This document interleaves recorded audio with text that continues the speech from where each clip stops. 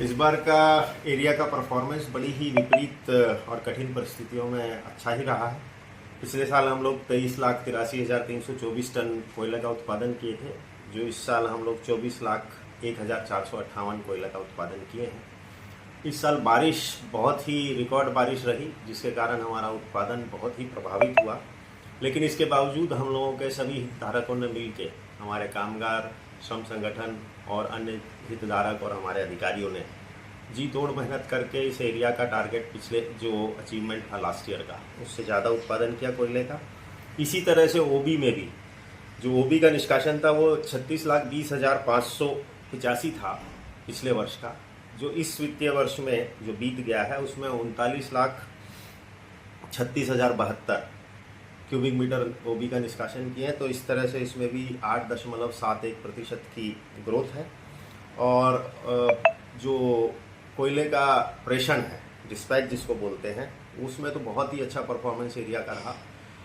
पिछले वित्तीय वर्ष जो 24-25 था उसमें 14,46,247 टन हमने कोयले का प्रेषण किया था, जो इस वर्ष बढ़ के 31,90,649 टन हो गया। तो इस तरह से इसमें करीब करीब 120.62% की ग्रोथ रही है।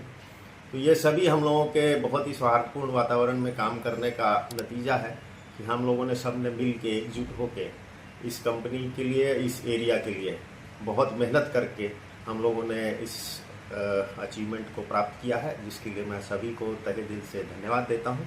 और आशा करता हूं कि आने वाला वर्ष, जो कि बहुत ही सुनहरा वर्ष इस एरिया के लिए होने वाला है, जिसमें कि हम पूर्णाडी परियोजना को चालू कर पाएंगे। जो आउटसोर्सिंग उसका प्रपोजल है, जो आउटसोर्सिंग कॉन्ट्रैक्ट अवार्ड हुआ है, उसमें हम काम करके इस एरिया को नई ऊंचाई पर पहुंचा पाएंगे।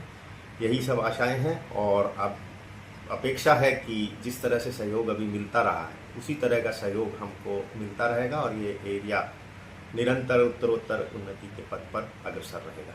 धन्यवाद। जय हिंद, जय भारत, जय झारखंड, जोहार।